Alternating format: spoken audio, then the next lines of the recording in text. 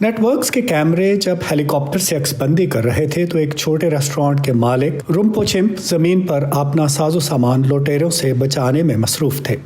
It was very scary. میں بہت خوفزدہ تھا، یہ کسی فلم کا سین لگ رہا تھا۔ میرا مطلب ہے وہ ہر طرف سے آ رہے تھے اور مجھے ان پر بندوق تاننا پڑی اور میں نے انہیں کہا کہ یہاں سے نکل جائیں۔ I had to tell him, I said, you need to leave.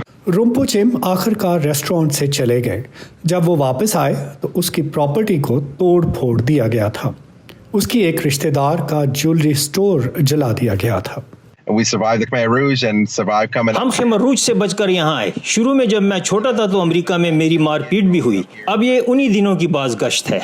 Long بیچ پر بسنے والے بہت سے رہائشی اور چھوٹے کاروباروں کے مالکان 70 کی دہائی میں نسل کشی کے خوف کی وجہ سے کمبوڈیا سے فرار ہوئے۔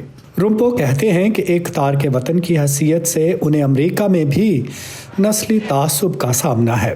وہ کہتے ہیں کہ ان عمارتوں کی لوٹ مار اور توڑ پھوڑ ایک اور ناانصافی ہے۔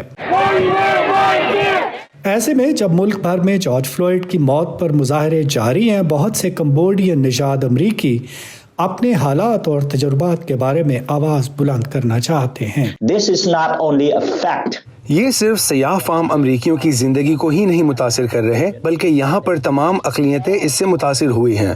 بات صرف یہ ہے کہ اکثر اوقات ہمارے ساتھ جو کچھ ہوا ہم نے اس کی اطلاع نہیں دی۔ We didn't report it in most cases. Charles سوم کو لگتا ہے کہ تاریخ اپنے آپ کو دہرا رہی ہے۔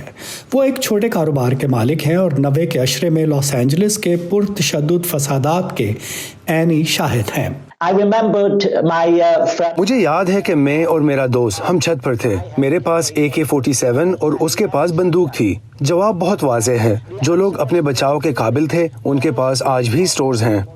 تاہم اس مرتبہ انہیں خدشہ ہے کہ شاید کچھ کاروبار بالکل بحال نہ ہو سکے۔ What's done is done, but I'm afraid the outcome.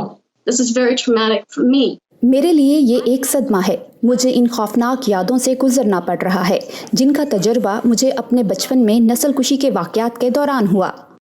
Larva Cambodia town کی رہائشی ہیں اور ایک ٹراما سینٹر میں ملازم ہیں۔